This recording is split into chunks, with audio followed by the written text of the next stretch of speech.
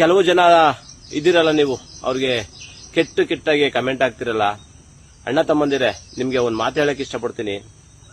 ನೀವು ಇಲ್ಲಿಗೆ ಬಂದು ರೈತರ ಕಷ್ಟ ಏನು, ಇಲ್ಲಿ ರೈತರಿಗೆ ಹೆಂಗ್ ಅನ್ಯಾಯ ಆಗ್ತಾ ಇದೆ ನನ್ನ ಸ್ವಲ್ಪ ನೋಡಿ ಆಮೇಲೆ ಕಮೆಂಟ್ ಹಾಕಿ. ಇಲ್ಲ ನೀವು ಸಪೋರ್ಟ್ ಕೊಡಿ, ಇಲ್ಲ ನೀವು ನಿಮ್ ಕೈಲಿ ಸಪೋರ್ಟ್ ಕೊಡಕ್ ಆಗದವ್ರು ಪರವಾಗಿಲ್ಲ, ಸಪೋರ್ಟ್ ಕೊಡುವಂತವ್ರಿಗೆ ನೀವು ಈ ತರ ಕೆಟ್ಟ ಕಮೆಂಟ್ ಹಾಕ್ಬೇಡಿ. ನೀವು ಬನ್ನಿ, ಒಂದೊಂದು ಊರಿಗೆ ಬಂದು ಒಂದ್ 4 ಮನೆಗೆ ಹೋಗಿ ಈ ಅಕ್ವೈರ್ ಮಾಡ್ತಾ ಇರೋ ಸರಿನಾ ತಪ್ಪ, ನಿಮ್ಗೆ ಇದರಿಂದ ಅನುಕೂಲ ಆಗ್ತಾ ಇದೆಯಾ ಅಂತ ಕೇಳಿ. ಊರಲ್ಲಿ ಎಲ್ಲಾರು ಸರಿ ಅಂದ್ರೆ ಅವಾಗ ನೀವು ಕೆಟ್ಟ ಕಮೆಂಟ್ ಹಾಕಿ. ದಯವಿಟ್ಟು ನಿಮ್ಗೆ ಕೈ ಮುಗಿದು ಕೇಳ್ಕೊತೀನಿ, ಒಬ್ರು ಯಾರು ರೈತರ ಪರವಾಗಿ ಬಂದವ್ರೆ ಅಂದ್ರೆ ಅವ್ರಿಗೆ ಕೆಟ್ಟ ಕಮೆಂಟ್ ಹಾಕ್ಬೇಡಿ. ಯಾಕೆಂದ್ರೆ ನಿಮ್ಗೂ ಅಕ್ಕ ತಂಗಿಯದಿರು ಎಲ್ಲ ಇದ್ದಾರೆ, ನೀವು ಒಬ್ಬ ರೈತರ ಮಗನಾಗೆ ಹುಟ್ಟಿ ಬಂದಿರ್ತೀರಾ.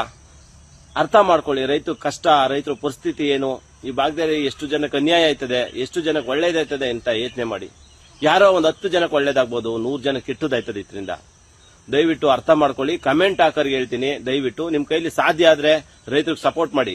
ಇಲ್ಲೋ ಆ ಸಪೋರ್ಟ್ ಮಾಡೋರ್ಗೆ ಸುಮ್ನೆ ಬಿಟ್ಬಿಡಿ, ಅವ್ರು ಸಪೋರ್ಟ್ ಮಾಡ್ತಾರೆ. ದಯವಿಟ್ಟು ಕೆಡ್ತಾಗೆಲ್ಲ ಕಮೆಂಟ್ ಮಾಡಕ್ ಹೋಗ್ಬೇಡಿ.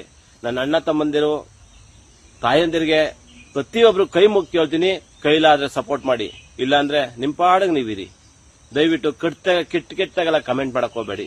ಇದು ರೈತರದು ಪರಿಸ್ಥಿತಿ, ಒಂದು ರೈತರು ಉಳಿಯುವಂತ ಪರಿಸ್ಥಿತಿ ಆಗಿದೆ ಇವಾಗ. ನಾವು ರೈತರಲ್ಲಿ ಉಳಿಯಬೇಕು, ಆದ್ರೆ ಇವರು ಸರ್ಕಾರ ಬಿಡೋದೇ ಇಲ್ಲ ಅಂತ ಕೂತಾಗ ನಮ್ಗೆ ಬೆಂಬಲ ಕೊಡಕ್ಕೆ ನಮ್ಮ ಅಕ್ಕಂದಿರು ಬರ್ತಾರೆ, ನನ್ನ ತಾಯಂದಿರು ಬರ್ತಾರೆ, ನನ್ನ ಅಣ್ಣ ತಮ್ಮಂದಿರು ಬರ್ತಾರೆ.